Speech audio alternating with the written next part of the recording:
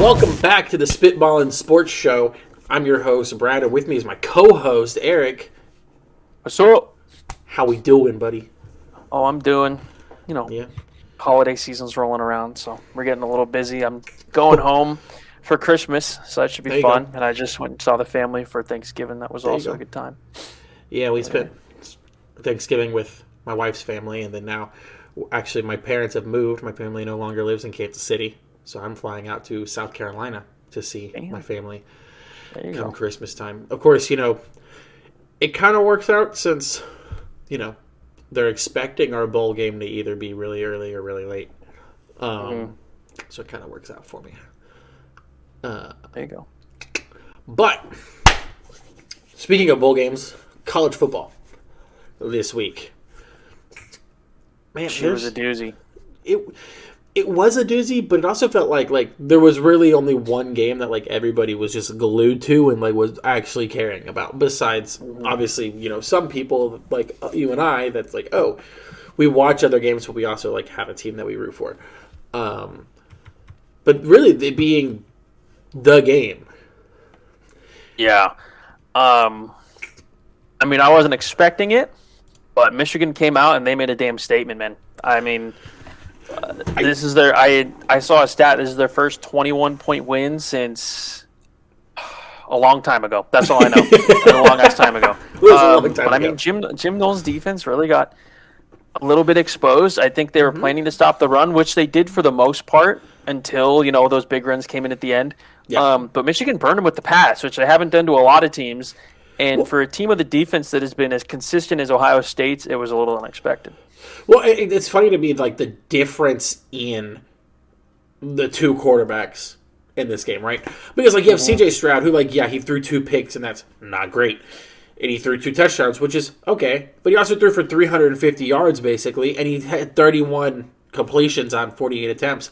Then you jump over across the line, and you've got J.J. McCarthy, who threw 50%, 12 of 24. So, 50-50 for 263 and 3. And it's okay, 3 touchdowns, that's a big deal. 80 yards less than CJ Stroud on 50% completion percentage. Mm-hmm. And so I'm I look at it and I'm man, JJ McCarthy had a hell of a game. But, and CJ Stroud You really look at it and you're like, huh. Well, yeah, exactly. It's how much of it was really him doing what he does versus, Cornelius Johnson just balling out of his fucking body. Yeah, Johnson was wide open on all of his Everything. on his big catches at least. He had 2 massive catches that sort of kept Michigan in it for the most part because I feel like Ohio State was playing fairly well in that first half. They were up at the half, and then in the second half, it really just all fell apart because Michigan was able to run the ball consistently and stay on schedule. And then, of course, they broke those 2 big ones in the end, which really put the nail in the coffin.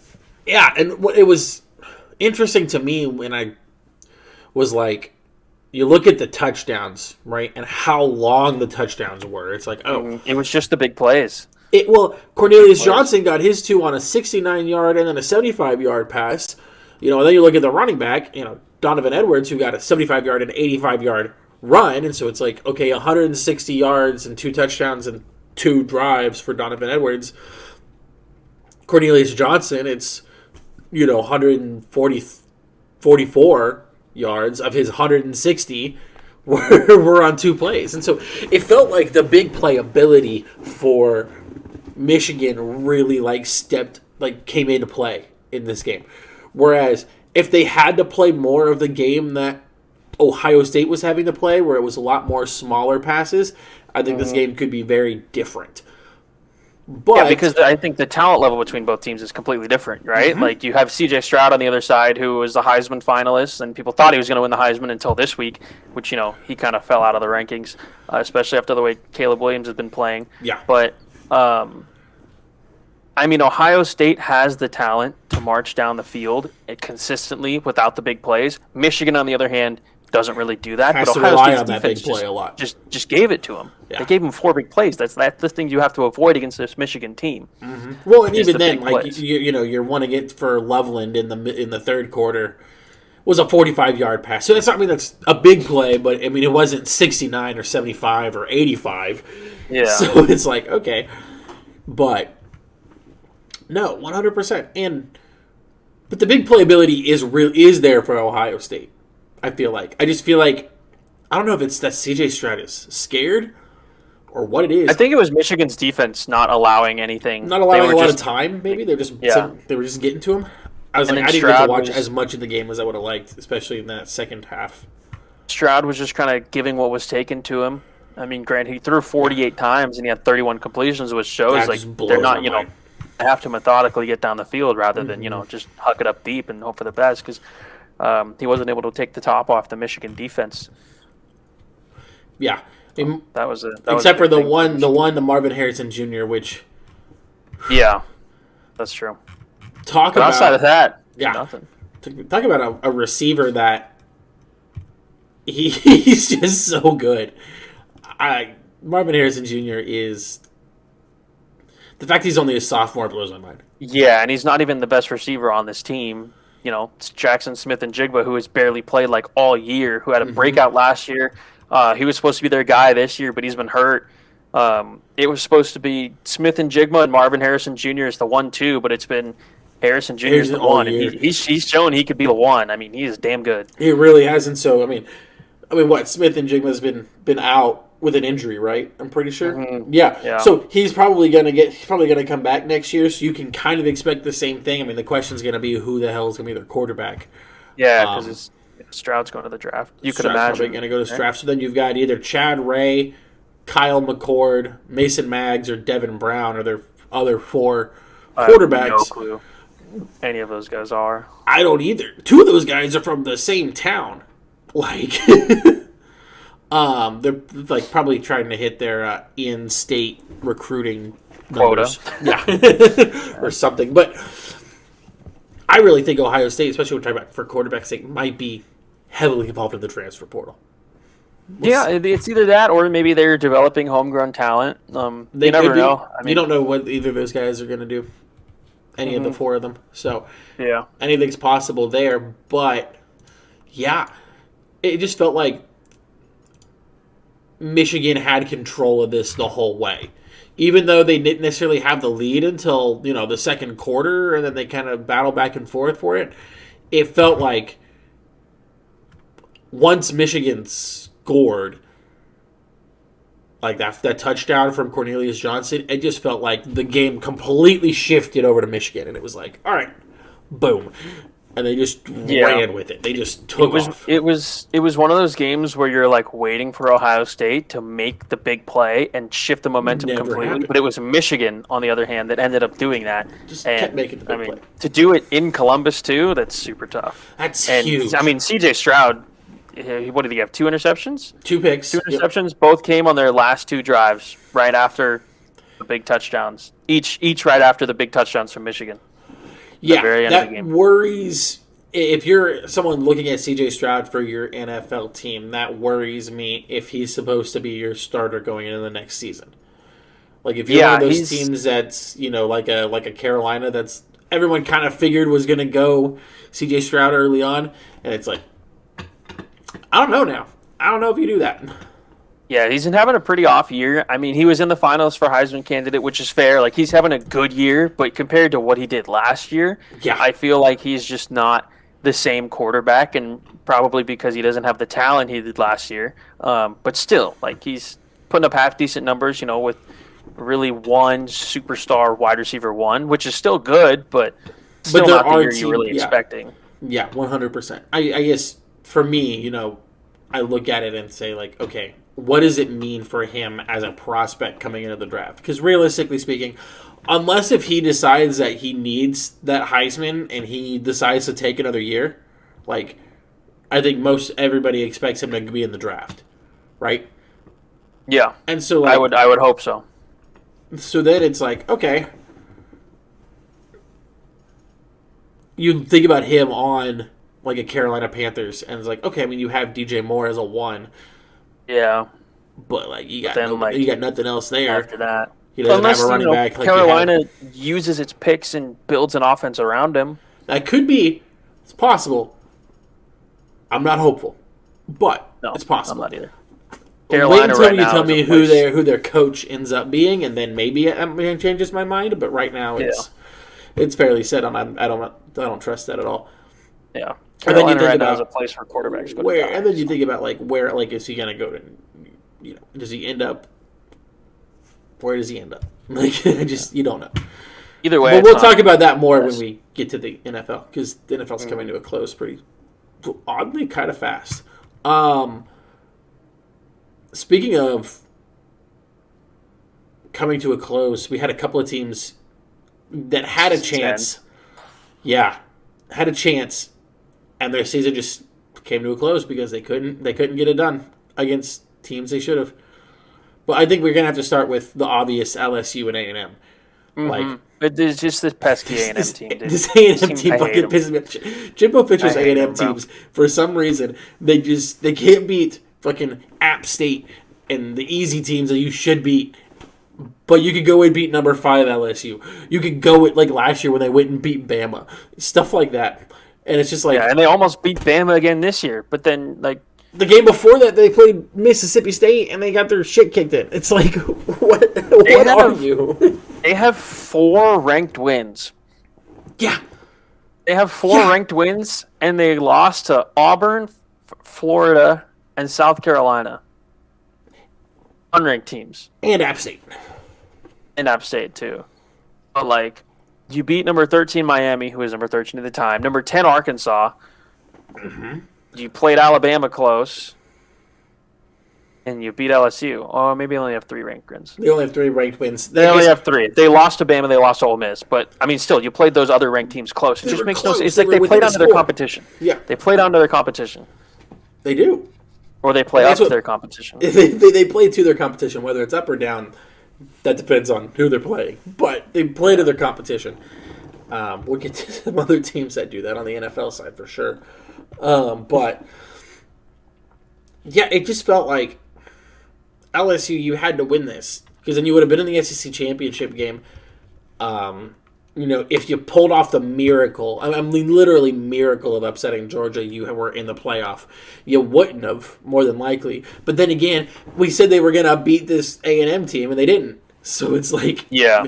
I mean, this really was your season. There is a day you won't or you will in college football. Yeah, because of where they were before this game, they would have, if they had won this game, they would have taken the number 4 seed from where USC is now. USC would have been 5th, I think, and Ohio State would have been 6th. Yep. But, like, then you have a shot to solidify yourselves in the playoffs by beating Georgia. But either way, I think USC would slide in.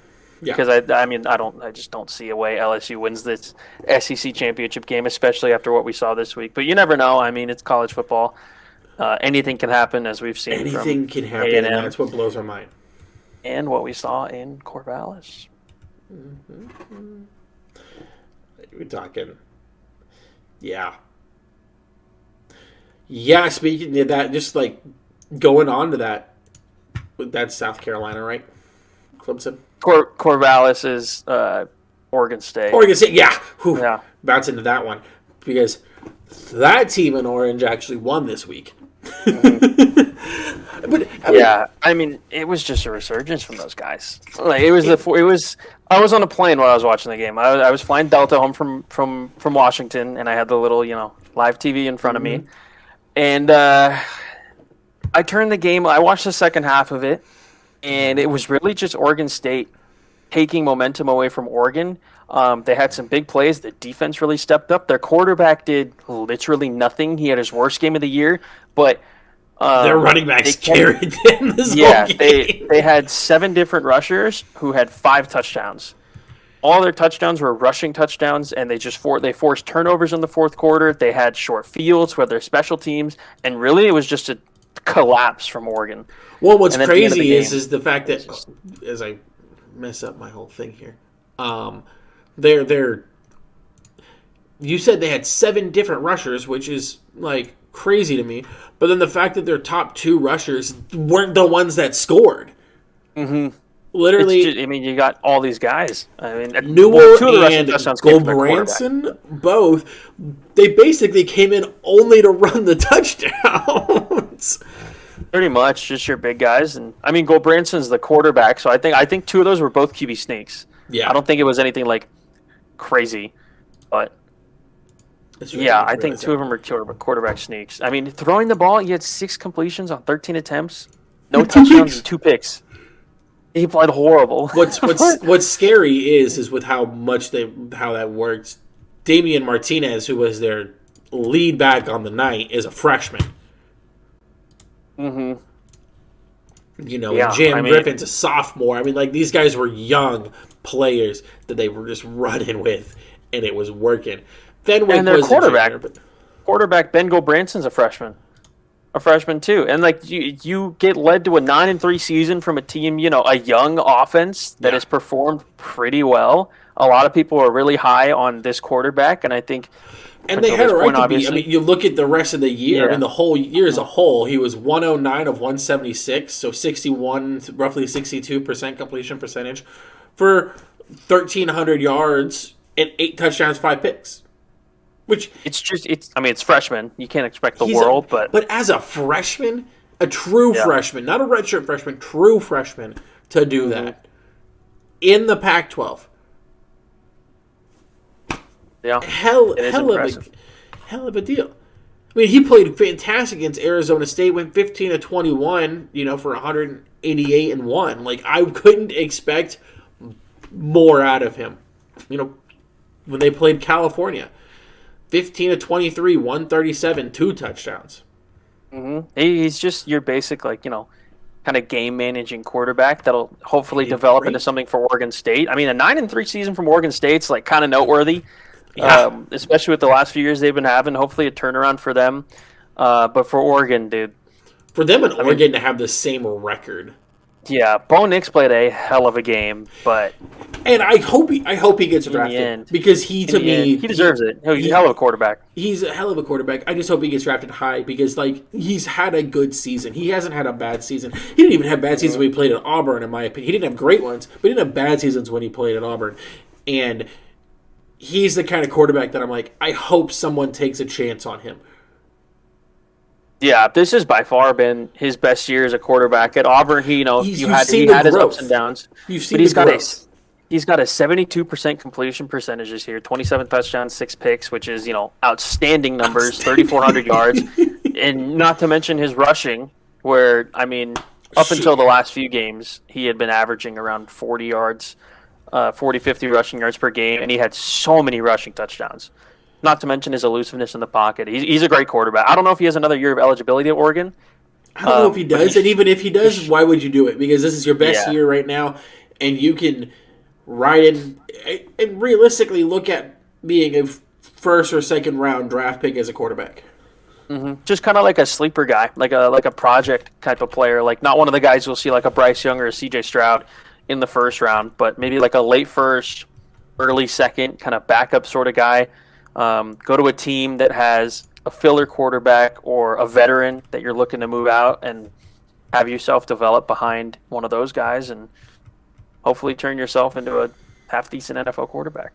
He's got the talent. He's got the athleticism to do it. 100%. Absolutely. Absolutely he does. I was looking to see something here real quick. Right now, based on this mock draft came out 13 hours ago. He is a senior. I don't know if he has another year. I think he has a COVID year. He's projected to go to Tampa Bay to replace Tom Brady. When Tom Brady goes to the Patriots again. You mean when Tom Brady goes and takes his $700 million from Fox? That too. What round? Second? Third? First. Pick 23. Really? Projected pick 23. I could see it. Yeah. I could definitely see it. I could definitely see it too. Some of the other picks on this draft, I'm like, but I kind of want to walk through a mock draft with us when we get to NFL because it's getting close. It's getting close to that time to start thinking about it, depending on who your team is.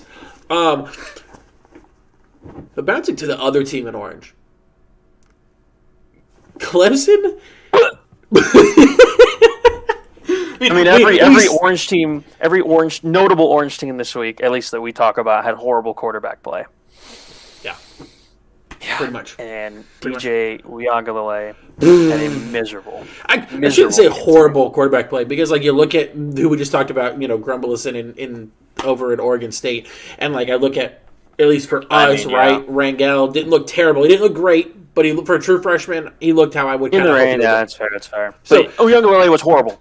He was horrible. Period. We can get through that. Again, we've talked about how this Clemson team was not nearly as good as everyone was saying that they were, and as their record showed, just because they didn't play anybody, they didn't play a damn thing, and this just went on to prove it that when it came down to it, and you had to hit the grindstone, they just couldn't do it.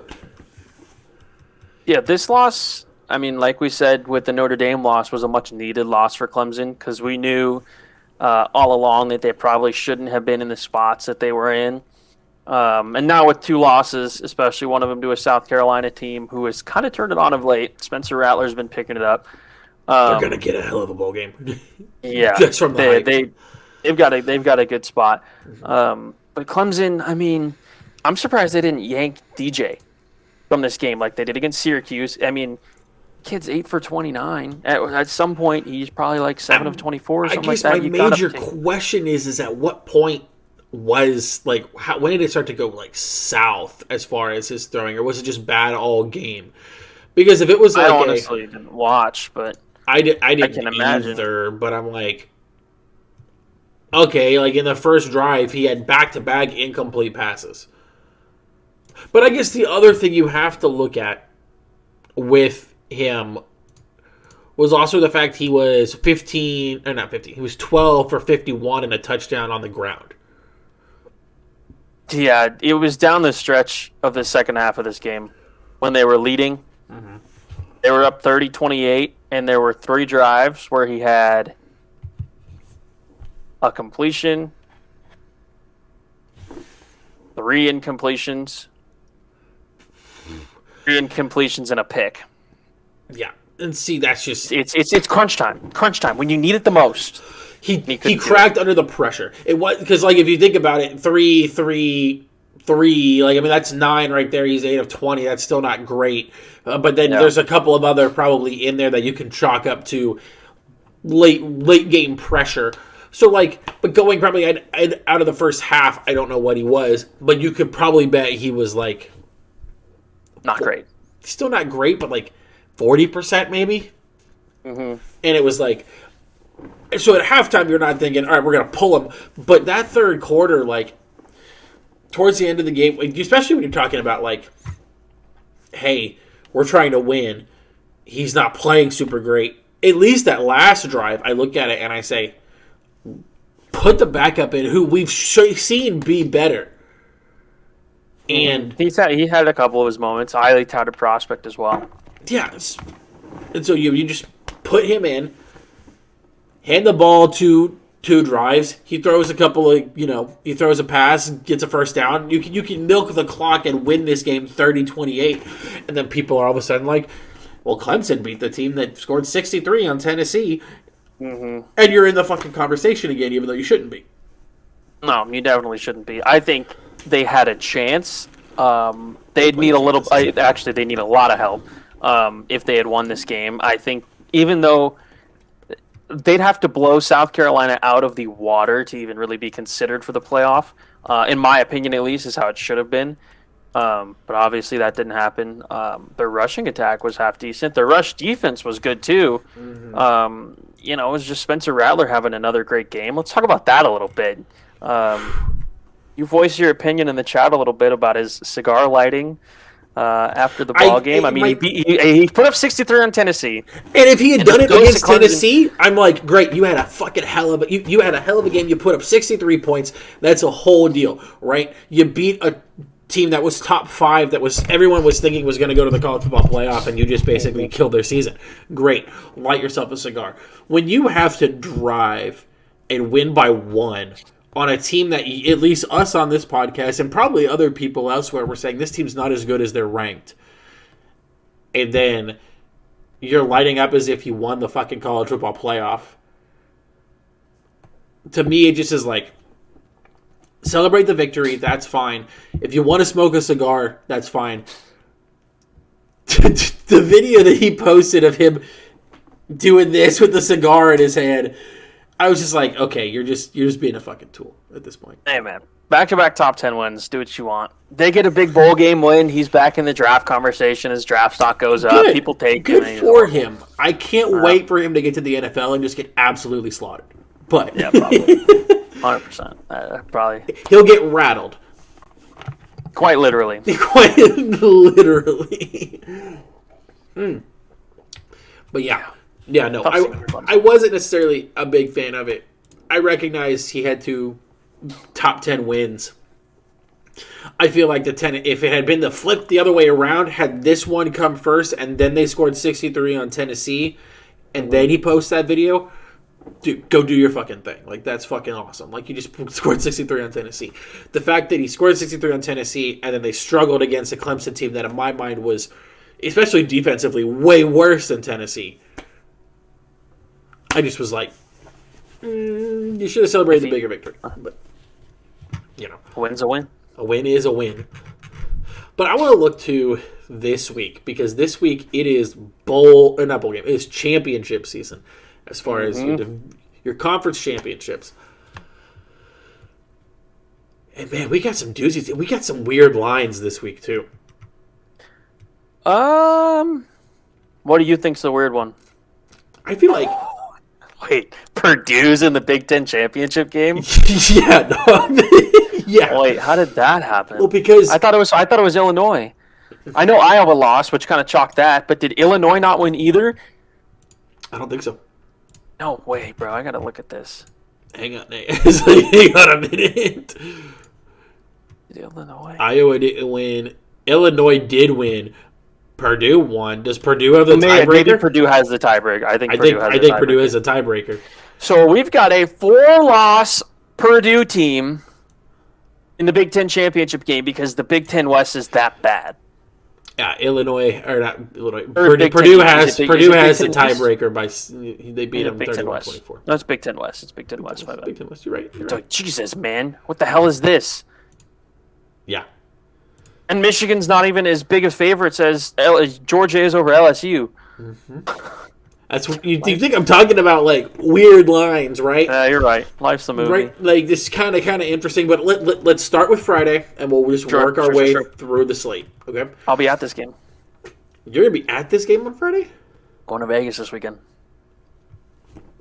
Chargers play the Raiders too on Sunday. So we're my buddy's a big USC fan. We're going to the Pac-12 championship game. I get to watch Caleb Williams bounce Utah. I'm going to put a lot of money on the USC money line. They're going to win this game. All right. I'm with you. I can't argue. I can't even argue for the other side on this one. Like, Utah is one of those teams that's like, they could always surprise you, but I think Caleb Williams is just too fucking good. Honestly. Yeah, so my thing about this game is that's why it's set at 2.5. Yeah, because Utah's one of those teams you fucking don't know. They could come out of nowhere. They've had those moments before, and they were USC's only loss. 43-42. It was in Salt Lake, though. It was a home game. I feel like this next one's going to be more of a home game for USC. I feel like it's like as neutral of a site as you can get, because I think Vegas is like 5.5, 6 hours from Salt Lake City, and it's like 4.5, 5 hours from LA. So it's about as neutral of a site as you can get. It's literally as close to a neutral site as you can get, but I think Caleb Williams has matured enough throughout the season to the point where I think USC can win this game by 2 touchdowns. I know Utah is a good team, but they have 3 losses. They've shown their flaws. They know their flaws. Lincoln Riley, it's tough to beat a team twice. It is tough to beat a team very twice. hard to beat a team twice, especially a team like USC, who has been playing outstanding. I think Caleb Williams is the Heisman as well. And if he performs in this game, he should win the Heisman, and USC should be a playoff team. You know what shocks me as I'm going through and looking at Utah, and then I'm going through and looking at USC as far as wins go and like their record, they both put up a fuck ton of points. Both those teams put up a fuck ton of points. That's why the game was 43-42 in Salt Lake. It just came down to a 2-point conversion. Yeah.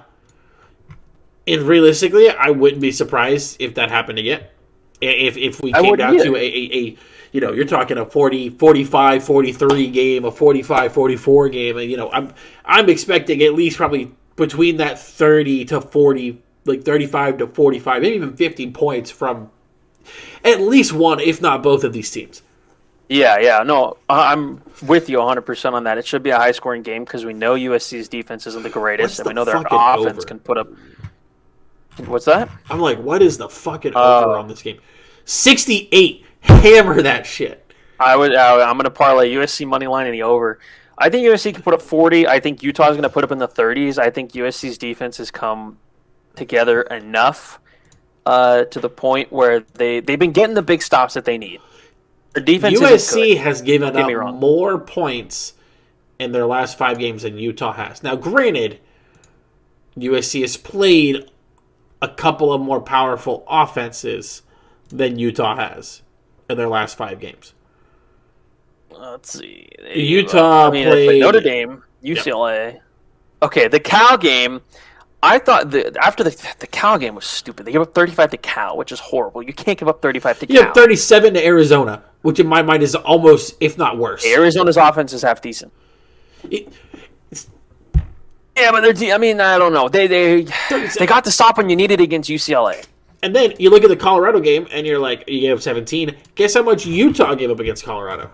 14. Hang on, I'm pulling it up. Didn't they win like 63-14? 63-21, so close. But still, 63-21 versus what do we say? What was 55-17? It was just a touchdown less and a touchdown or 4 points less. Yeah, it's an even matchup. USC is going to win. It's a very even matchup. You're talking Caleb about Williams is going to do it. Points per game. USC is 42.5. Utah is 39.5. Points allowed per game. USC gives up 26.5 points per game. Utah gives up 20 points per game. It's going to be way closer than I think anybody really thinks. Especially since, Utah gives up 50 less passing yards per game than USC does. Caleb Williams. He's going to throw for 300, rush for 100, rush for 2 touchdowns, throw for 4. Fuck, dude. It's going to be a Caleb Williams show, and it's going to be not even his coming out party. It's going to be like his 5th coming out party of the year. Yeah. He's going to solidify the Heisman. He's going to score. He's going to score a rushing touchdown to ice the game in the 4th quarter, and he's going to do that little Heisman pose. Trust. Watch me. Watch it happen. I bet. But no, I think everybody kind of looks at this game and says, "Okay, USC is going to win." Yeah, it's going to be. I feel like for how much it's talked about, it's like, "Oh, UC is going to win." No, we're not giving you. I don't think enough people are giving Utah enough credit in the fact that this team can give this USC team major fits and can realistically be the ones that upset their college football playoff opportunities. It depends what Utah you get. They're like just kind of like they're the K-State. I don't even know about if it's what Utah you get versus. It also depends on what Lincoln Riley you get. Lincoln Riley's been good while he's been there at USC, but also they've already beat him once. If depends on the adjustment that he makes to what they gave him last time, and how much Utah also is like they're gonna have to change it up because we're gonna beat him again if they do the same fucking shit. No, he's a good coach. As much as he's whatever. I think he's a great coach. Yeah. And I think he knows how to run an offense. I think him and Caleb and the offense as a whole have a great relationship. Mm-hmm. I think they're going to make the adjustments needed. I think they have a world of confidence in Caleb Williams, and I think Caleb is confident in himself, which is huge. Absolutely. And I just don't think he's going to fold. Not twice. We will see. This isn't a game. I'm not disagreeing with you, but I'm also like, I totally can't count USC out. Just like this next one, Kansas State TCU. Like I can't count Kansas State out. I can't. No, and that's why this is at 2.5 as well, rightfully so. But I still think TCU. I think we can all say TCU. I feel more strongly about TCU winning this than USC winning, just because of the fact that nobody in the Big 12 has had any answer to TCU. Mm-hmm. USC Especially still has that half. loss too. Like if TCU was 11-1 and their one loss was to K-State, it'd be the same shit where it's like, fuck, okay, I might look at K-State and be like, you guys have a legitimate shot at like absolutely screwing this up. Now the last time that TCU played K-State had AJ Martinez for half the game. So there's a whole new dynamic with Will Howard being the starting quarterback this game. Mm-hmm. And Will Howard came out in that game and played decent. He played well against TCU. He played well against TCU, and then I think he took over the starting job after that game. And he's been really good for K-State. Yes. They got Deuce Vaughn. They have a really good passing attack. I think they run a great offense out there in good old Manhattan. But I think TCU, their offense is better. They stopped Will Howard in the second half of that game. I think TCU is a second half team. I think the game's going to be close up until the second half. K-State might even lead going into the half. But I just think TCU is too good. TCU is very much a second half team. They make a lot of great offensive and defensive adjustments at halftime. I don't know. They're well coached. They're extremely well coached. And Sonny Dykes and those two coordinators there deserve almost all the credit. Those guys absolutely have coached up this team extremely well. I feel like, and the people that I know that went to K-State and probably not your girlfriend, but other people that went to K-State and stuff like that are going to call me crazy when I say this. This is the best K-State team that I think I've seen in my lifetime. 100%. I'm with you. And it really took them having to get away from the Bill Snyder K-State. Yeah. For them to fully be, to them get to this point.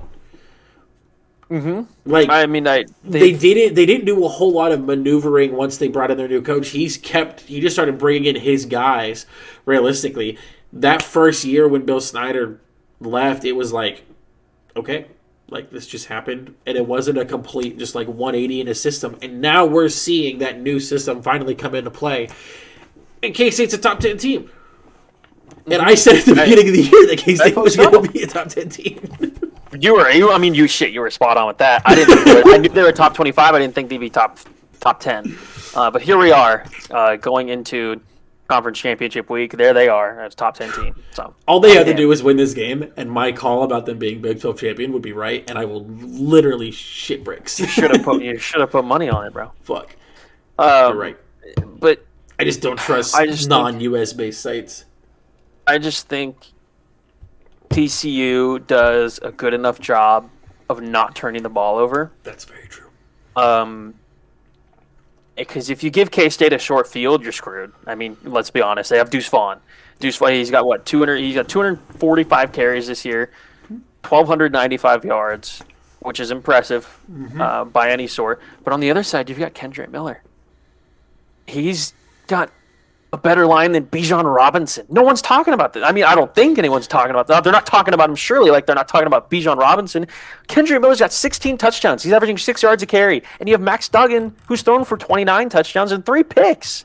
Yeah. Like, people overlook how good this TCU team is, how good this offense is at playing safe while also playing aggressive. Max Duggan has developed into an outstanding quarterback that doesn't turn the ball over. I mean, I don't think he should be in the conversation. I mean, maybe he should. I mean, look, he's taking that fucking huge step. Step. He's been like an insane this year. I think with the emergence of Quentin Johnston as this wide receiver one, who's been hurt here and there. Yeah. But Johnston's going to be a first, second round receiver in the NFL draft. I feel like he gets an invite to New York. And this wasn't on Diesel's list, surprisingly, but I feel like he might get an invite to New York for the Heisman. Depends how he plays in this game. I think if he goes off like 350, 3 touchdowns. At that point, I don't know how you don't invite him. I mean, we all can still expect that. I mean, unless if Caleb Williams has like a 3-pick game or a 2-pick game this year, like this next week. It should be Caleb, but I think Duggan should get an invite. Duggan probably will get an invite. I mean, you're talking going from 145 of 227 to 221 of 332. His completion percentage, I mean, that's still pretty close, but he jumped 1,000 yards. It's the big play threat. In a year. The big play threat with Johnston. Yeah. 29 touchdowns compared to his 16 the year before, and he cut his picks in half. It's just, he's absolutely stepped up. I think also one thing you can say is I feel like the level of Big 12 defenses dropped. Baylor's defense dipped. Oklahoma State's defense dipped. OU's defense dipped. So the level of defense that he had to play dipped, and that's probably helped a little bit. But you're 100% right in the fact he definitely has taken a step in the right direction. And it really to me is the touchdowns.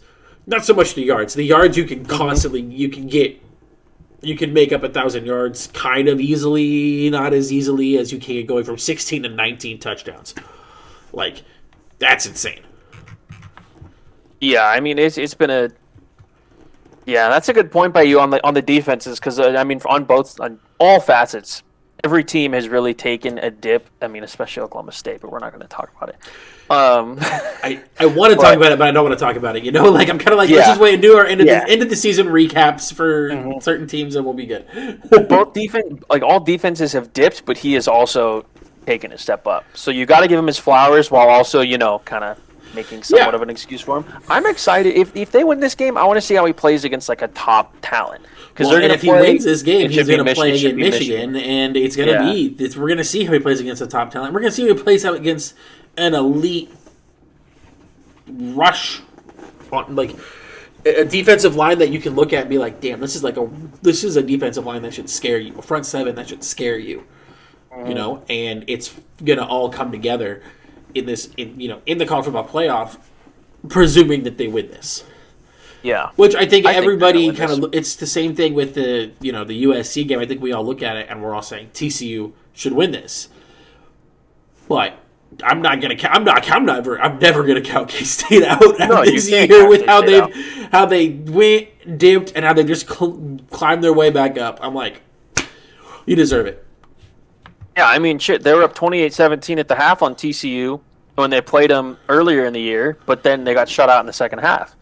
Realistically, you don't get shut out in the second half, and that game could go completely differently. So even if that's how it goes. TCU's, dominance in the second half and how good their coaching staff is and how good they've been this year. Team by far. The one I think we're going to talk about the least being LSU, Georgia. LSU, you've had a hell of a year. Brian Kelly, first-year head coach. I don't think anyone is intended to be top 15. You've got no momentum coming into this game. You're kind of limping into this game after your 2-score loss to the Texas A&M team that is below 500. And you're going up against what some people are looking at and saying, like, fuck, if Kirby Smart can keep this up, Georgia and him are gonna be the next Alabama Saban. Like, you're screwed. You're coming. You're bringing a sword to a firing squad. Like, Georgia's a weird team. Georgia's a weird ass team. Really, I feel like they don't assert their dominance, but then like the spreads come out and you say, "Damn, these guys are a 10.5 point favorite over Tennessee." Is it only 10.5? Tennessee's got a number one offense. Georgia hasn't played anyone, and then they dump them. And 17.5 against LSU. Yeah. Yeah. I mean, Georgia is a weird team because they don't you don't look at them and say like, oh, they assert their dominance or they just absolutely dominate teams like a team like Tennessee did. But like they have those games that they do, right? You look at them playing Oregon 49-3. You look at them playing, South Carolina 48-7. Then they have other games like 26-2 or 26-22 against Mizzou, and you're like, what the fuck? And then they Vandy and Auburn are exceptions from this. They're exempt from this list. So the 42-20 against Florida, like that makes sense. 27-13 against Tennessee, that game was just way different than I think anybody expected it to go. Yeah. 16-6 against Kentucky. Kentucky's offense isn't that bad. It's like the 26-22, 16-6, 37-14 even against Georgia Tech. And it's that's kind of probably I don't remember how that game went, but I feel like it was just garbage time touchdowns mostly for Georgia Tech. Scratch your head. they had a touchdown to start the game, and then they didn't get another touchdown until the very end of the game. So like it was literally just a garbage 7 points. It should have really been 37-7, but I just feel like they don't score a lot. But then they don't need to because their defense is so damn good. Yeah. Well, and then like 45-19 against Mississippi State. So like they have those games where they're like, oh wow, they beat them down, and then they have games that they don't. And this game against LSU, 17.5, but LSU's offense has the ability to score on this Georgia defense. But I think more so than that, I just think Georgia's just going to absolutely run around this LSU defense. I don't think this defense has enough. I think Georgia's just going to pace the game, and second they get back-to-back stops, like they're going to score. Like, I feel like they're going to score every drive. Just how physical they are. I'm just basing the offense of what we've seen from LSU kind of in the last little bit. You look at the beginning of the season, this offense had nothing, and so it's entirely possible that they just again have nothing. So, this game, Georgia's just going to win. Like, there's no question about it. I think you can say the same about the Big Ten championship game. You can say same thing about the Big Ten championship. I don't even really feel like we need to talk about that much because it's like Michigan. Dude, we both were shocked that Purdue was in this game. I'll give Purdue this. They've had their moments where they just randomly come out and they beat a top 5 team. We saw it against Ohio State a couple years ago. It could happen against Michigan. I don't think it's going to happen, but Michigan has been in close games. Yes, they've had their scares. And I don't know what Purdue's all about this year because, they're 8-4 and they're just some... Most of Purdue's wins hadn't been against good teams until they beat Illinois and Wisconsin this month. I mean, they lost to fucking Iowa. They put up 3 on Iowa. Iowa's defense is damn good. They lost to Wisconsin. They let Nebraska put up 37. Barely beat Maryland. They beat Minnesota. Florida Atlantic. But we thought Minnesota was good. You lost to Penn State. Lost to Penn State. Penn State ended up being pretty good, so that's not a horrible loss. So, Michigan's going to dump on these guys. Michigan's going to dump on these guys. Let's be honest. Michigan should absolutely just walk the fucking floor with these guys, and I don't feel bad about that. ACC. Jesus, that guy's good. Yeah. ACC championship. I don't really care about this game. I don't care about this game either. This kid from North Carolina, he's had a fucking hell of a season. Yeah. Almost 300 completed passes. Almost 30, 38, just under 38. Jesus. Right around 35 touchdowns? 35 touchdowns. That's what I'm saying. He's thrown, his top receiver needs, 71 yards to break 1,000? Jesus. 83 for 929 and 11. This kid he's somebody Drake May? He's a freshman? Yo. This guy's the next Sam Howell. He's a redshirt freshman. He might actually perform, unlike Sam Howell. Yeah, he's a redshirt freshman. It looks like just because. Shit, I'm gonna bet North Carolina. This guy can sling it. I mean, DJ sucks, dude. Like, let's be honest, DJ's not good. But do you play DJ in this game? If you're Clemson, like, do you really play DJ? Dabo's and assured that he's. Then North Carolina's gonna fucking win this shit. And I think that's why, oddly enough, they only have Clemson at a 7.5 point favorite.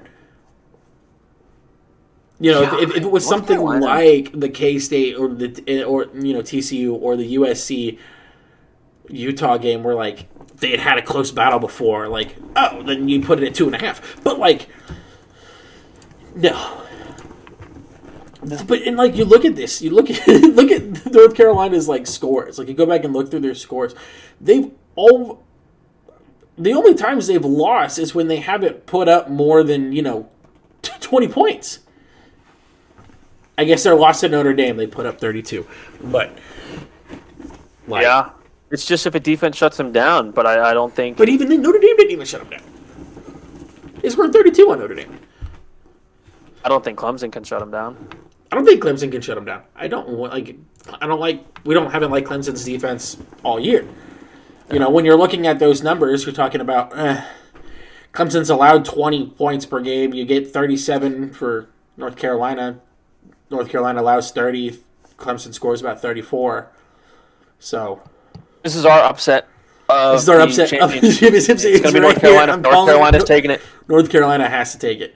Clemson, you're coming off of just a brutal, last-second loss to South Carolina. DJ's confidence is shot. It's chalk. Now, granted, North Carolina's coming off of a double overtime loss against North Carolina State, but fuck them, man. It don't matter. Fuck them. Your quarterback is slinging the rock this year. I feel like if there's going to be an upset this week that I would bet on, that I would be like, hey. Like a true upset, not like a 2.5 point. It could go either way. Not like a last-second field goal upset. If there was going to be a offensive just upset, it's the ACC championship game. I don't think there's a question in that. Go us. Maybe we're wrong. We're probably wrong. Let's be honest. But I mean, we're probably wrong. But that's why we don't bet because of what we bet or what Erik bets. I get. Oh come on. I'm betting NC or North Carolina. All right, Erik. So then let's bounce over to the men's league real quick. Because we had our Thanksgiving week games, which typically there's a couple that always kind of throw some people off. But I feel like this Thanksgiving, at least, went kind of as planned. Except for how much the Bills only beat the Lions by. I kind of expected the Bills to do a little bit better. Yeah, I mean, but the Bills have been struggling lately. It's been kind of weird. I think Josh Allen's injuries kind of getting to him. He's not really, I think we talked about this last time I talked about the Bills, but he's not really getting the whip on the ball that he really needs to. I mean, their defense is all right. I don't know. Detroit was playing inspired football. I'll give them that. They played well. I watched a majority of that game. They played well. Yeah, and they're a team that we've talked about week in, week out. You never know. They have Detroit. A good offense. It was really just, I guess what shocked me was Buffalo really only scoring 28. To me was kind of the shock of everything. Was only 28. I mean, but it seemed like 28 was kind of the theme of the day. Because then you get Cowboys beating the Giants 28-20, and it was like, I feel like this was like the weakest showing for Dallas that we've had, if that makes sense. You think so?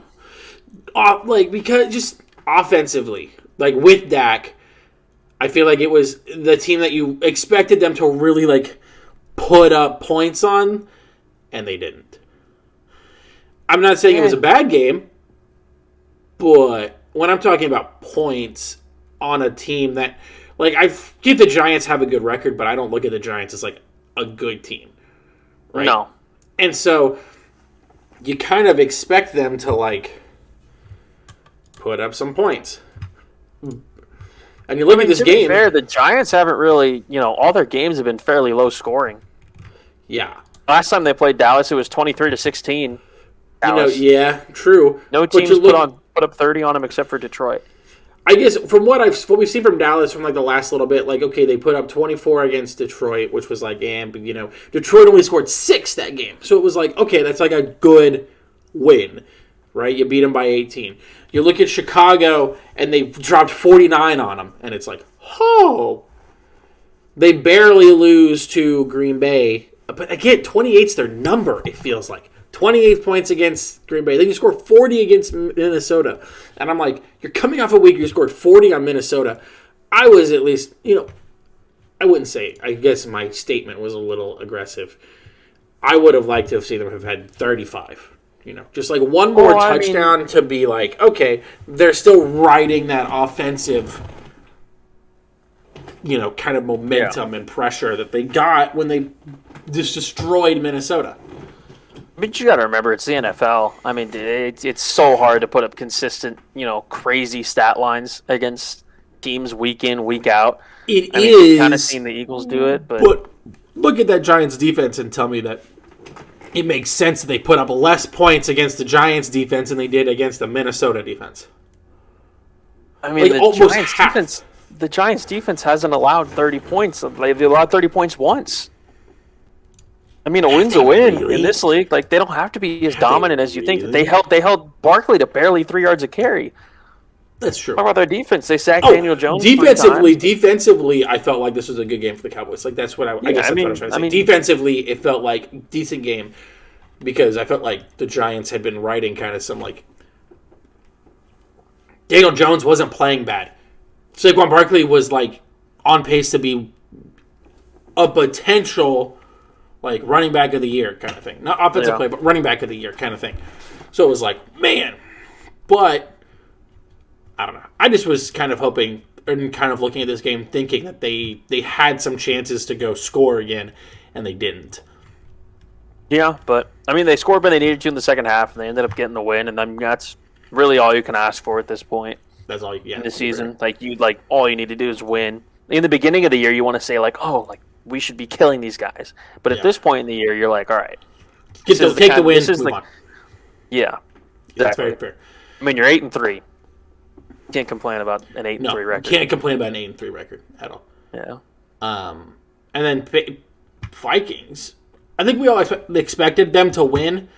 So again, not anything shocking. Bounce back after you kind of got embarrassed last week in Dallas. So I thought this was going to be a lower scoring game. It was primetime Kirk. So I kind of expected. He showed up and played. He played well. I kind of was expecting it to be a lower scoring game, but it played out well. Mac Jones played well too. I mean, both quarterbacks really played well. The running backs, though, they just could not. Both these quarterbacks are very similar to me in the fact that it's like, they're not quarterbacks that go and win you a Super Bowl kind of thing. They're quarterbacks that play really well, but they're a lot more of that sit in the pocket, game manage kind of quarterbacks.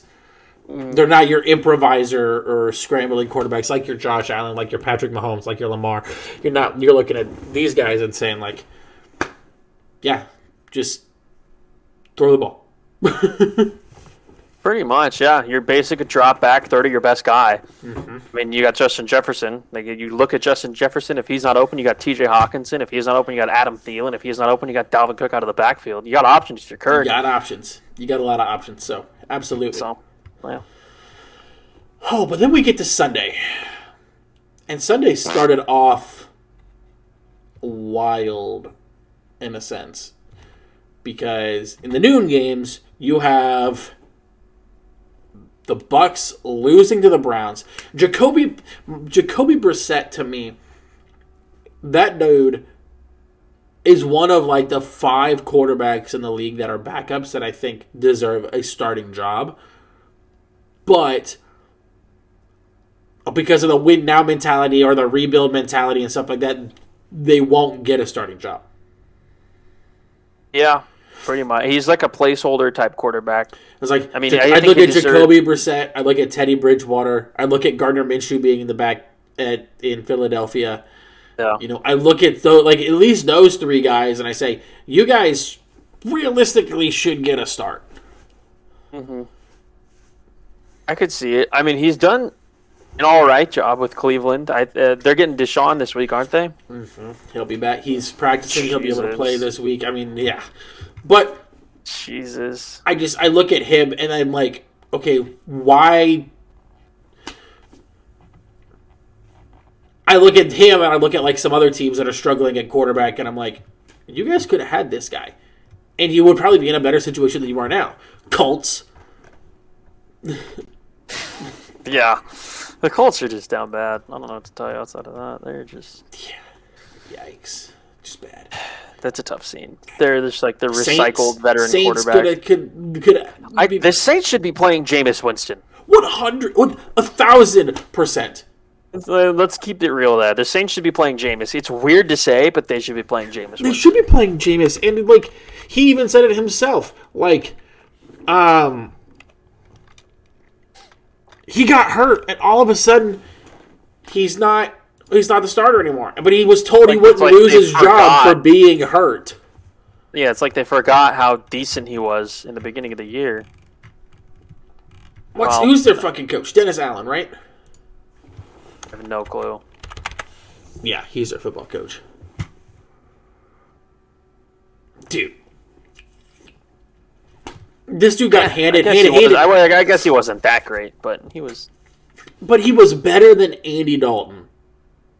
And I don't think there's any question about that. Unless if you got Andy Dalton in his prime, I don't understand why you don't start Jameis. Jameis is younger.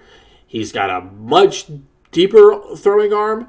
He had learned under Drew Brees for 2 years to have this team and work on not throwing picks and work on, making the right play calls and being able to lead his guy. Like all the problems that he had in Tampa, he worked on for 2 years under Sean Payton and Drew Brees to make sure that he could take this team over. And yet, Dennis Allen comes in, he gets hurt, and instead of playing Jameis, we're running with, I would say, the Red Rocket in Andy Dallas. Dalton. But, fuck, he's not a Rocket anymore. No, he's a red limp noodle. Something like that. No. It's just bad, dude. And they're also not using Kamara correctly. He needs to be the they're not using any of the pieces correctly the way that you have Olave, you have Kamara. Those need to be your two guys. You look at Olave, you look at Kamara, and it should be Winston. It should be Winston. Olave, Kamara, I'm with you on that. I mean, even for crying out loud, the fact that Sean Payton was able to make Taysom Hill relevant and Dennis Allen, having worked with Sean Payton, can't even get him the ball. I look at it and I'm like, wow, that's depressing. They got shut out. As an NFL team, you don't get shut out.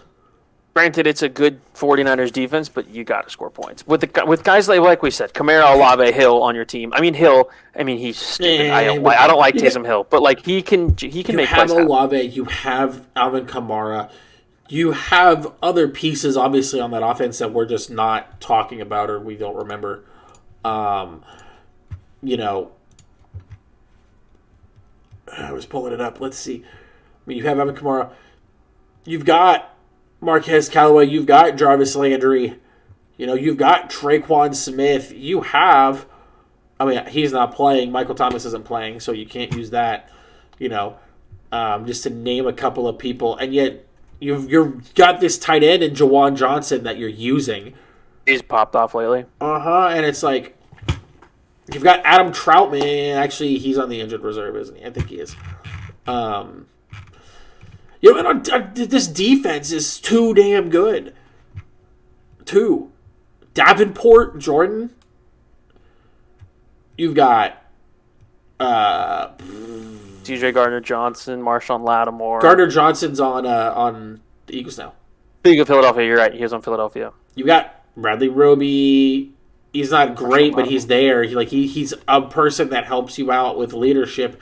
You've got Tyrann Mathieu. You've got Chris Harris Jr. You've got Marcus May. And you've got these guys that they're old, but they're leaders and they can still play ball, right? Mm-hmm. And then you've got some younger guys on your cornerbacks, and it's like, how are you not just able to make something happen? Yeah, they should at least be a 500 team, in my opinion. Yeah, and they're not. They're 4-8. Not great. You got Tampa They got to play Tom Brady next week. Yeah, Tom Brady. You go up against the Falcons at that point, which, good God, that's a vomit. You go Browns, makes you want to vomit again. Then you go Eagles. And you end your season playing the Panthers. I think the Panthers will beat them. I could see it. With the way Sam Darnold played this week, Jesus, where'd that come from? The whole thing that Carolina's missing is the fact they should recognize that their quarterbacks are playing well as long as you keep rotating them. So you should just never tell them who's going to be the starting quarterback and say, okay, you're starting. Or tell them the week of. Congratulations, you started this week, you won this week, you might not be the starter next week. Yeah, PJ Walker's coming in. Have fun with that. You get to watch from the sidelines. And if PJ Walker plays bad, bring in Darnold. The second Darnold throws a pick, PJ Walker's back in. Just rotate him. It's a quarterback by committee. First time ever in NFL history. If they're both playing bad, fuck. You throw in Baker so you can blame the whole game on him. Have fun. There you go. Baker's coming in. This is your prize for being bad. Baker Mayfield enters the game. Jesus Christ. Yeah. Whoa. So... the Saints just... Speaking of quarterback play, Michael White replaced Zach Wilson this week and torched Chicago defense. Absolutely lit Chicago. I guess it's a good thing we're talking about this with Diesel not here because he's going to make up a bunch of excuses. But no, there's no excuses for letting Mike White go off for 315 and 3 touchdowns on you, bro. Just absolutely destroyed the Bears. I mean, dude, they had some rando named Zonovan Wright running the ball, and they were like, "All right, Mike, we're gonna let you loose.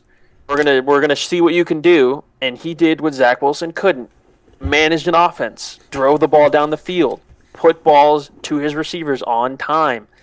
And you see Zach Wilson as a healthy and active, and you're like, why would you play this guy again this year if Mike White can do this? But maybe he's going to be like a one-week wonder like he was last year. Last year he came in and he put up like crazy numbers. Last year he threw like 450 and 4 on his one good game. And then the next 3 games he played were absolutely garbage. And so my thing is like, does he have a bad week next? Like, the Jets next week play Minnesota. So, like, how much do you say, okay, if he has a bad game next week, we're going to bring back Zach? Or do you look at it and you say, oh, well, then the next week they play the Bills. Fuck. They go the week after that. Guess what? They play the Lions. I don't care if Mike White plays bad. I think you're going to get more either way from Mike White than you will out of Zach Wilson. I am so low on Zach Wilson. It is unbelievable because he is consistently played at such a poor level. He was a waste of a pick. I'm going to say he's a waste of a pick. He's just so no consistency. No, like, wow, this kid, I mean, he's made like a couple plays where you're like, wow, this kid maybe has potential.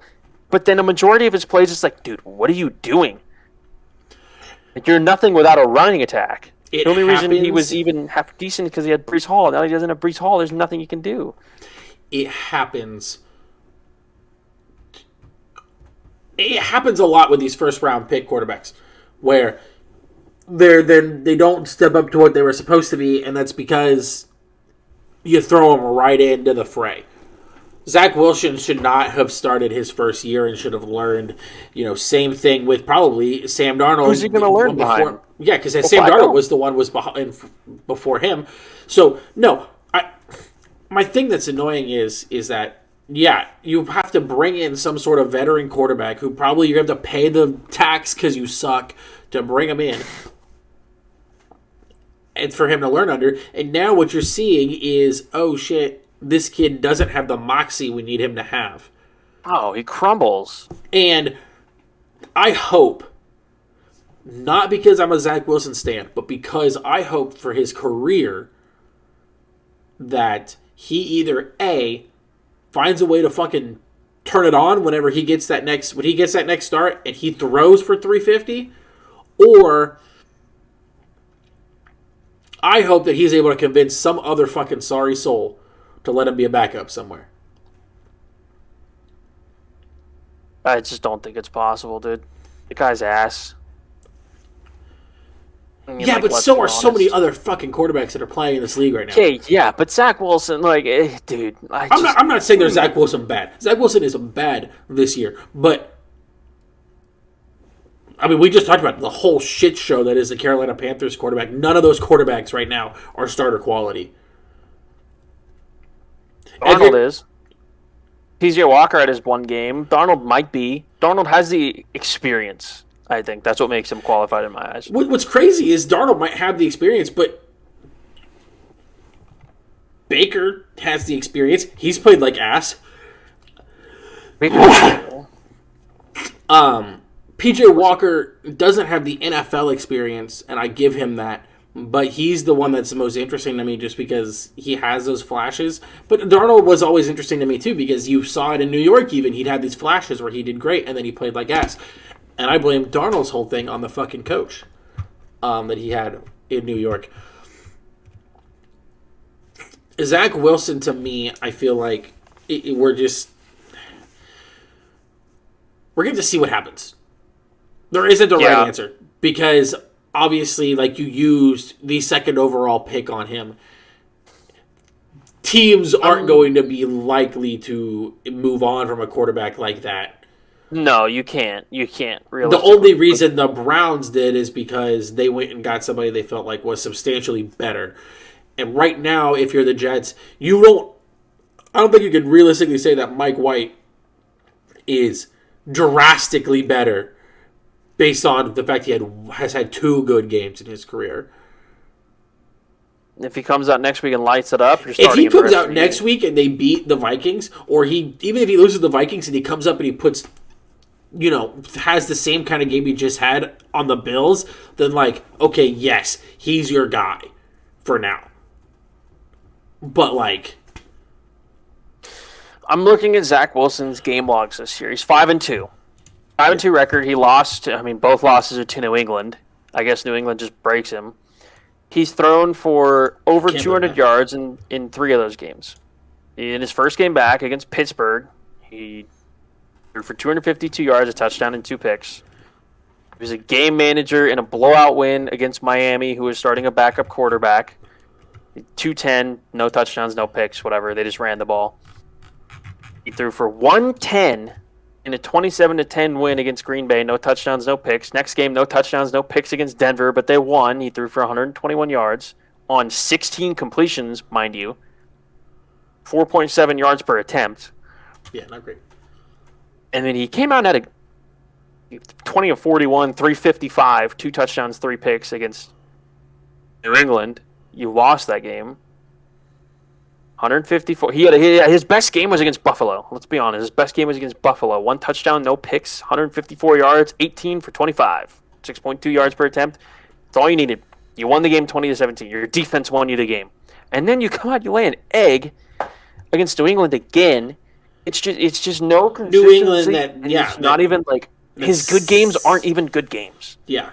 New England sacked him 4 times that game. That's the most he's been sacked in his career. He's been sacked 16 times in 7 games. Yeah. 4 of those coming from just last week against New England.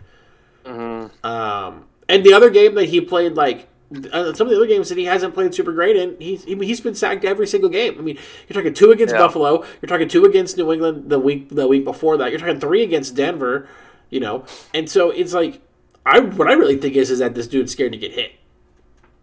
He's just scared. He plays scared. And the 3 picks he threw against New England, they were some really bad ones. He was flush from the pocket. Two of them he was rolling, and he just made a horribly an ill-advised throw, and it was terrible. Yeah. It's just the dumb thing. I understand he's young. He's 23, but he's a number 2 pick. And you're putting up this 55% completion percentage, 4 touchdowns and 5 picks in 7 games. Less than a touchdown a game as the number 2 pick in the draft. And then Mike White comes out here and balls. So yeah, Mike White. Zach Wilson just pisses me off. 22, 28, 315 last year. Yeah, Mike White just every game he played last year, he played really well, except for against the Colts last year, which the Colts weren't a bad team last year. Minnesota's only a 3-point favorite against the Jets because Mike White's starting again. Mike White, his first game last year against New England, he went 20 of 32, 202 with 1 touchdown, 2 picks.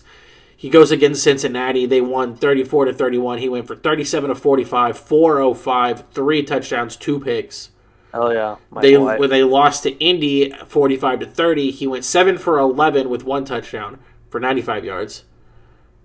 And then the game they lost to Buffalo, in the last game he played last year, he was 24 of 44, 251, no touchdowns, 4 picks. That was the deciding factor. They said, "No, this guy's ass." Yeah. I don't know. I think the Jets have the talent this year. For Mike White, you have Garrett Wilson, who's a true wide receiver 1. He let Elijah Moore back into the offense, and we know how good Elijah Moore is. Zach Wilson just wasn't giving him the ball. I don't know what the hell that was. Yeah. But, he's ignited the offense that has been dormant. You can't go away from him at this point. You got to give him 2 more games. Like if he has an okay game against Minnesota, you got to let him ride against Buffalo. I think you're right. You got to give him the next 2 games, which is Minnesota, Buffalo, and depending on how he plays on that, you give him the one against the Lions and see if he wins one against Minnesota, Buffalo, like you keep him for the rest of the year. Yeah. If he doesn't, you go to the Lions game, and depending on how that game goes, you look at it whether you bring Zach back or not. And if that game goes bad, you're shocked. And what's the game that they have after that?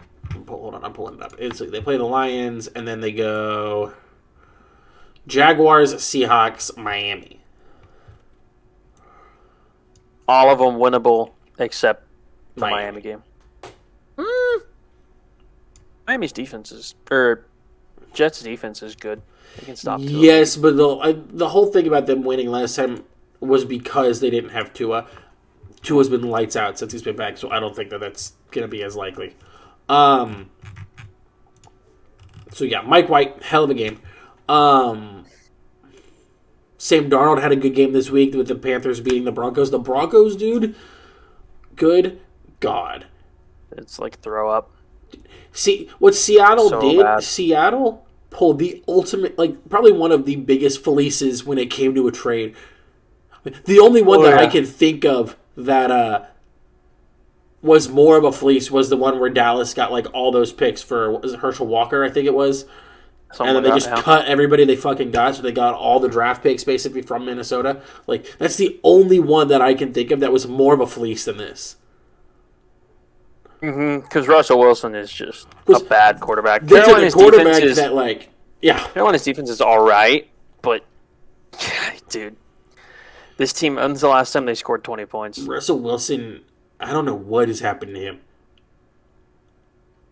What has happened? 10, 16, 10. Okay, they scored 21 against Jacksonville. 9, 16, 9. 23 against the Raiders. 10, 16, 16. Mm-hmm. They scored 20 points. They are so bad. The NFL pulled Patrick Mahomes out of prime time because he was playing the Broncos. Rightfully so. It's going to be a blowout. To be a fucking and you got Herbert versus Tua, which is going to be a good matchup. Exactly. Tua's going to kill the Chargers. But it's whatever. Hey yo, you don't typically see the NFL pull their marquee superstar quarterbacks that are they're potential MVP status out of primetime games. You don't see that happen a whole lot. No. What else was there this week? Chargers won. That was Brandon Staley has nuts, but yeah, Brandon Staley has balls. I figured that was kind of how that game was going to go, though, because both the Chargers and the Cardinals are kind of teams that they both can play really well. They both also their defenses can, when they decide to show up, they're both good.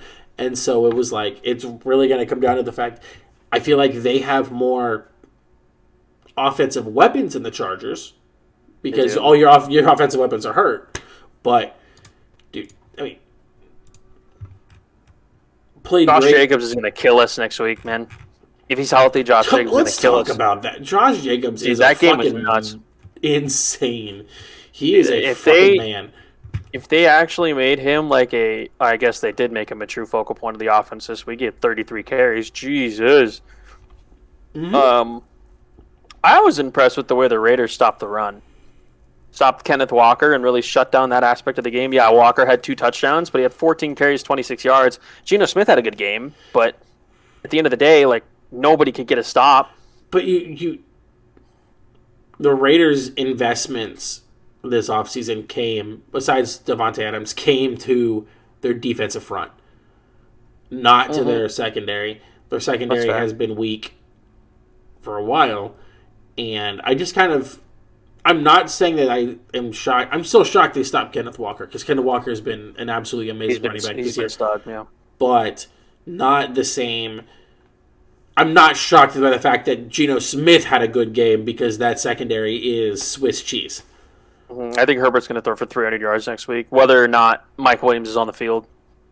I think he's going to have to throw for 300 yards next week. With the state of the Chargers' rushing defense. Completely with you on that. A little bit.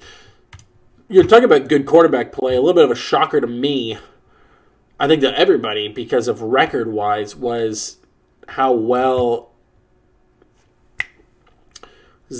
Trevor Lawrence played against the Ravens.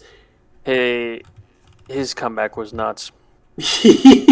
29 of 37, nails, 321, and 3 touchdowns. This was like prime Trevor Lawrence, prime week 3 Trevor Lawrence against the Chargers type performance. Now, this is the first time he's really shown it since then. I do want to preface something, and I think you and I can both agree to this. I feel like the Ravens are specifically not giving Lamar what he needs to be successful because they don't want to pay him the guaranteed money he's asking. Correct. 100%. And so he's in such a shit situation, dude. He has pretty bad receivers. The Ravens didn't go out and get him any help. His only true target is Mark Andrews, who fumbled the ball. I mean, Mark Andrews is really doing. I mean, Devin Duvernay. It's Devin Duvernay. It's the corpse of Deshaun Jackson, and this guy Oliver. Is it Justin Oliver? John Oliver? Josh Oliver.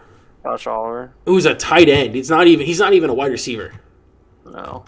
This was his biggest game of the year by far. He hadn't had more than 20 yards this year. He just made one big catch at 6 targets. But they're doing him no favors. I forgot DeMarcus Robinson. They have DeMarcus Robinson too, who fucking don't even get me started with DeMarcus Robinson. Teams know all they have to do is really contain Lamar Jackson and stop their rushing attack, and they're going to win the game. This game was more so just Trevor Lawrence coming out and balling in the fourth quarter, really more than anything. You mean 321 yards, 3 touchdowns. He had the game-winning drive and the game-winning 2-point conversion. Which is a great one for this team. They had negative rushing attack because ETN got hurt, which blows. But back to Lamar. I mean, guys throwing a DoorDash. I talk about Herbert throwing a DoorDashers. This guy's throwing a DoorDashers and Mark Andrews. Yeah. You got to feel for the guy. His dual threat's kind of being taken away because his receivers are so guardable. He doesn't have a true wide receiver one. He's a tight end one, sure. But doesn't have that go-to guy. He doesn't have his Keenan Allen. He doesn't have his Tyreek Hill, He doesn't have a go-to. His go-to guy beforehand was Wilson. Let's be honest. His go-to guy beforehand was Rashad Bateman, who got hurt. And Rashad Bateman, even to me, is more of a wide receiver 2 than a wide receiver 1. Yeah, and he was playing well, but he wasn't anything crazy. Anything else, really? I think everything else went sort of as expected. Cincinnati had a big win over Tennessee. Good for them. Jordan Love played well when Aaron Rodgers got hurt. So good, Dolphins took care of business. Taylor Heineke and the Commanders keep finding ways to win games. Philadelphia is still damn good. Good win for the Bengals against Tennessee. Still without Jamar Chase, so of course Jamar Chase is going to come back this week as they play the Kansas City Chiefs. Don't even start, bro. The Chargers have to face every single hurt player. I mean, it's like the last 3 weeks, someone's coming off of IR for each team. Like this week, we had Kyler Murray and God, what's his name? Hollywood. Kyler Murray. Hollywood Brown. Kyler Murray and Marquise Brown both came back this week. Yeah. Or Marquise came off of IR and Kyler Murray just came back from being hurt. But in prior weeks, there's just been a bunch of guys that come off. They're like, we're playing the Chargers defense? Let's eat. Yeah, right? God, no. Life's a movie. But, along with that, also the thing that... No, Jamar Chase is a different beast. I don't know why I'm, chirping you. I'm just giving you shit. Jamar Chase is crazy. Is crazy, and it annoys me, not because he's coming back, but because of the fact that I looked at the Chiefs win against the Rams and felt like we should have beat them by more. We should have absolutely just fucking run over these kids, and we didn't. You kind of did. Not in the way I would have liked. So win's a win. The Rams' defense has always been half decent, but it was like we scored in the first quarter.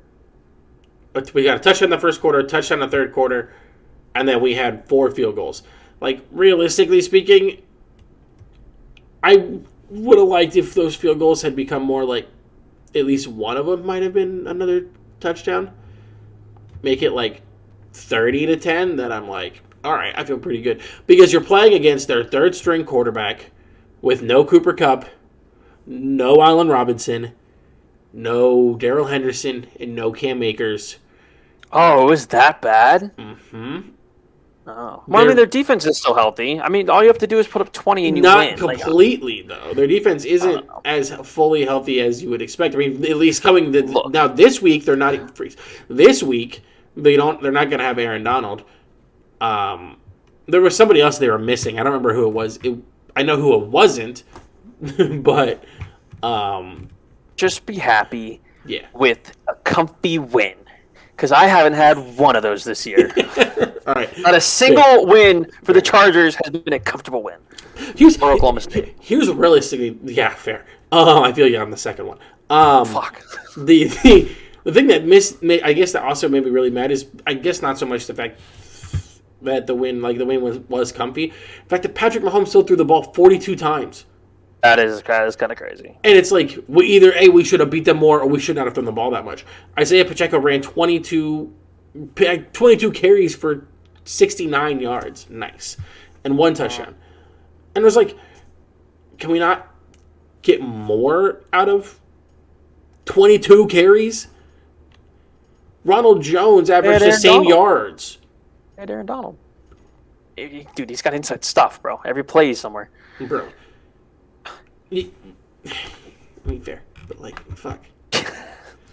It's just give him a break. A win's a win. You guys get Cincinnati. You're probably focused on Cincinnati. Let's be real. You're going into this week. You're like, yeah, let's cruise through this one. Let's let Mahomes loose a little bit. We'll see. We're only 2-point favorites against. Oh, you poor things. You're only 2-point favorites against some Bengals. I'm used to being an 8-point favorite week in, week out. God damn it.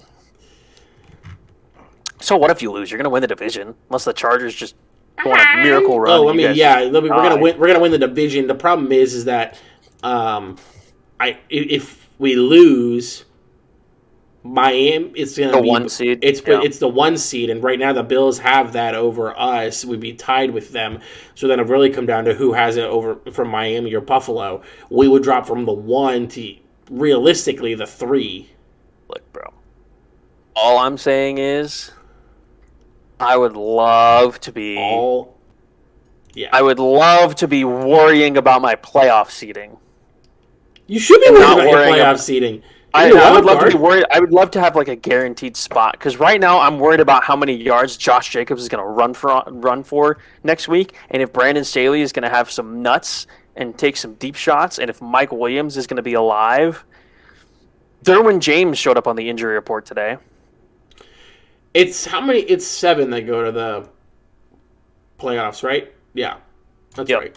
Okay, we just gotta win. I mean, we have the easiest. You just have to win, and the New York Jets have to lose, and so do the Patriots, which is going to happen. So, I think realistically, I think our one loss for the rest of our season is going to be to Miami. Maybe you got Vegas. I mean, Miami, Tennessee. We should beat. I would hope so. I would hope so. I think Bosa will be back, which will help against Derrick Henry. Derwin James better truck the fuck out of Derrick Henry. And then Indianapolis, Rams, Denver. We finished our season with 3 really poor teams. We should win the last 3. We need to take 1 from Miami, Tennessee, and we need to win this week. Yeah. And win this week. That's okay. It's possible. We can do it. I believe in us. What team? No, yeah, I know. It's not so much. The Cincinnati Bengals to me just leave a sour taste in my mouth given how last year went. I'm sure of it. And so I'm sure of it. I'm just like, fuck this noise. Jamar Chase back. It's like, okay, the 1 week that I would just like to get a win over this fucking team, so that way then it's not. I don't keep getting the pictures from people like Josh of Patrick Mahomes on Joe Burrow's shoulders and stuff like that. Shit like that. But I mean, honestly, they're the toughest team we face the rest of the year. So yeah. We go Broncos, Texans, Seahawks, Broncos, Raiders. If we win, we realistically go every game's winnable for the Chiefs. Let's be honest. Yeah.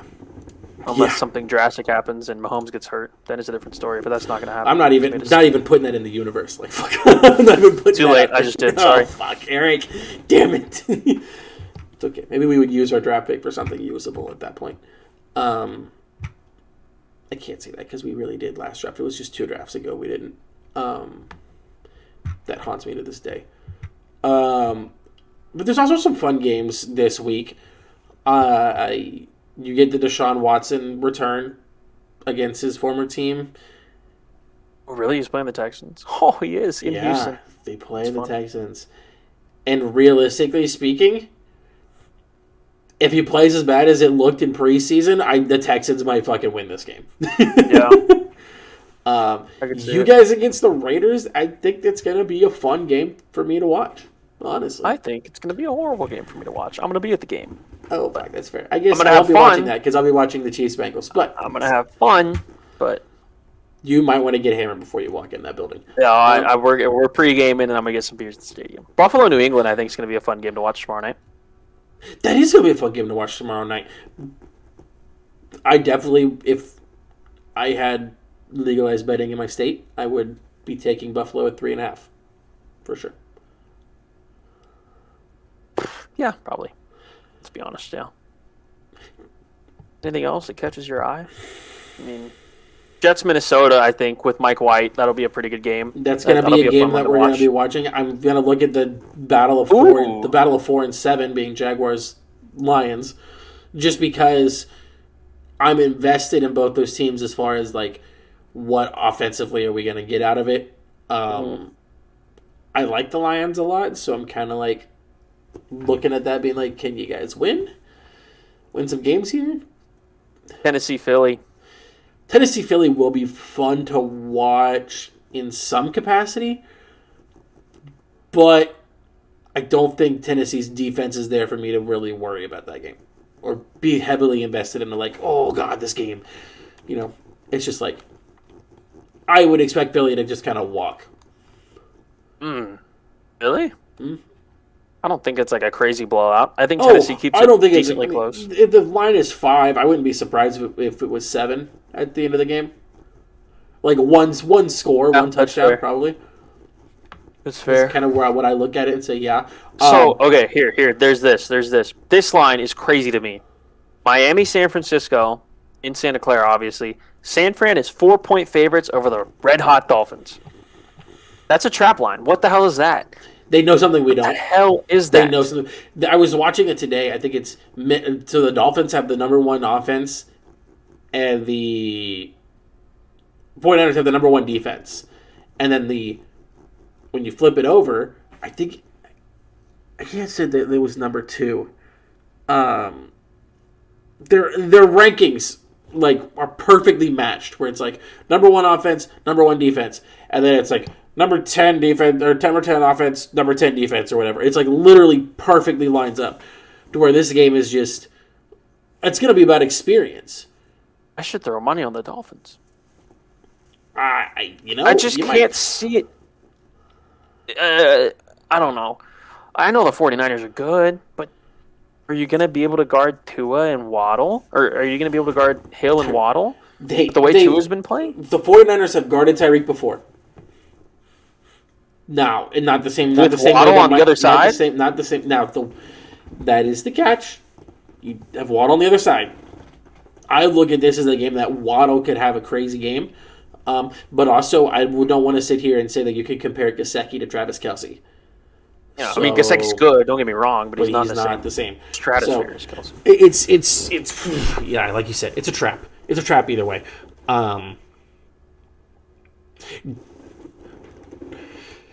But other than that, it's just like Ravens, please don't lose to the Broncos. Please. Kidding, please don't. They really shouldn't. Commanders Giants is going to be interesting because it's basically a battle. I mean, if the Commanders win, then they get 3rd in the NFC East. That could possibly mean that they go to the playoffs instead of the Giants. I wish the Falcons were playing Desmond Ridder, because then Steelers-Falcons would be a battle of rookie quarterbacks, but Yeah. That's not going to happen. Ritter versus Pickett. There's nothing happening there. Saints Bucks, for Christ's sake, with how bad the Saints are. If the Bucks don't win this game, Tom Brady just needs to retire midseason. The Bucks have had fits against the Saints, but this is a different Saints team. I fear they have fits against the defense, but the Buccaneers defense should not have fits with this fucking offense from the Saints. You wouldn't think, but I don't know. The Saints are just like streaky. I wouldn't be surprised if they came out and they had a pretty good game. Packers Bears, like, hey, if Aaron Rodgers is playing, Aaron Rodgers is going to try to play, but if Justin Fields is playing in the Bears, they might have to pull Aaron Rodgers and play Jordan Love because Aaron's not at 100%. Yeah. Because he's hurt from everything. He's hurting from the interview that I saw today. So is Fields. Yeah, so. Well, yeah. Pretty half-decent slate. We'll see. Should be some pretty good 50-50. games. There's some storylines to follow. There's some things to watch. I'm shocked we still have bye weeks this late into the season. Week 14 bye is pretty stupid. Or week 13 bye is pretty stupid. It's miserable. And, I mean, granted, it's only one. But then even next week, we've got 6 teams on bye. Next week, week 14. I'm like, holy piss. Yeah, that's pretty lame. It's pretty miserable. Not gonna lie. But, well, with that, I mean, hey, if you're watching this at the point of recording, the USA has just made it on to knockouts. We play Netherlands on Saturday. Christian Pulisic is a dog, and he deserves a Medal of Honor for putting so much on the line for his balls, dude. Oh, no, I've been enjoying watching the games. Like I didn't think I'd really get into these games, but like I actually getting into them, and I'm kind of sweating them out. Mm-hmm. Last week was a doozy, man. I didn't like how the United States went full like park the bus mode at the very end. Like you have the talent up front. Like you've been getting all these looks, putting all these shots on and around the net. Like keep up the pressure. Don't just like secede and put 12 guys or however many 11 guys back in the defensive area. Like I'm completely with you on that, and that's part of why we lost to Wales was because we did that. And so the fact that we did it again against Iran, I was we almost drew with them and didn't make it. Yeah.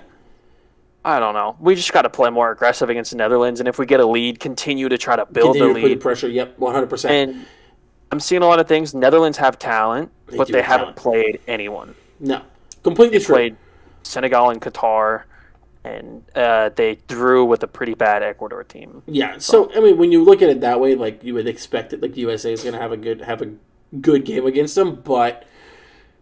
Also, the other thing that scares me is when you haven't played against anybody, that means I don't know what to expect out of you. Mm-hmm. So it's entirely possible them coming up against us and this ends up being a 3-2 game, and it's like, oh fuck, like, yeah, that's crazy.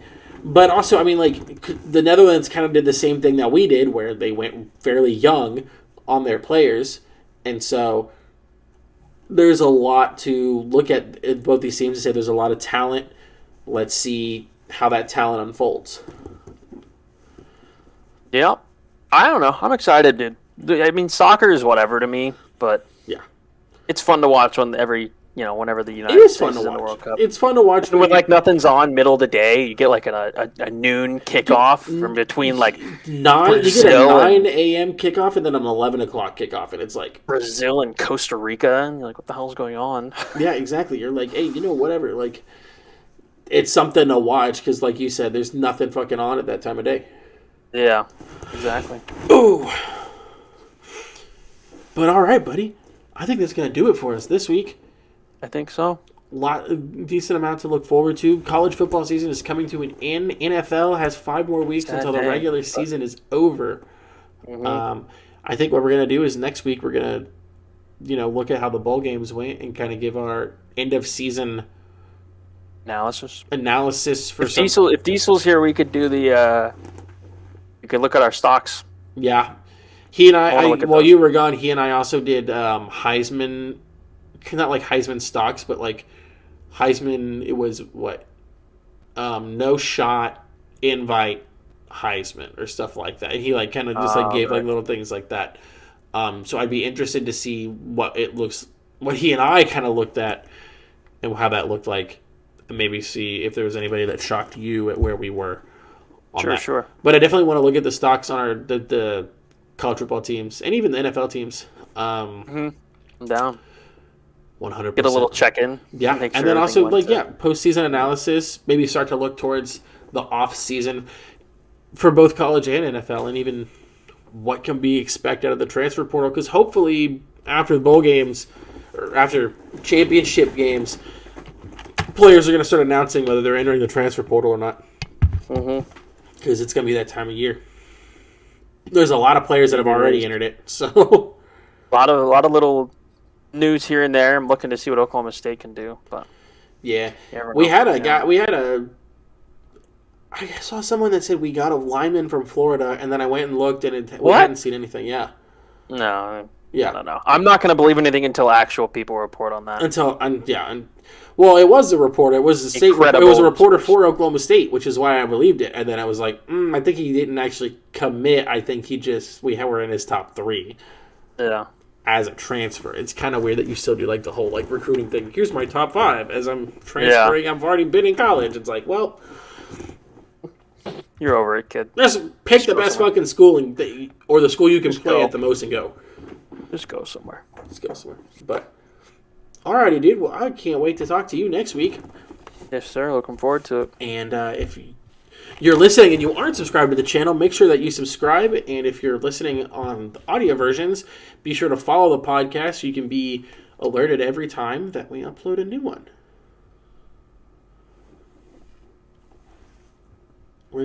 You have your whole little outro. Oh, I have an outro? I usually just say peace. You just say with that. That's what I was waiting for. Well, I guess we'll see you later.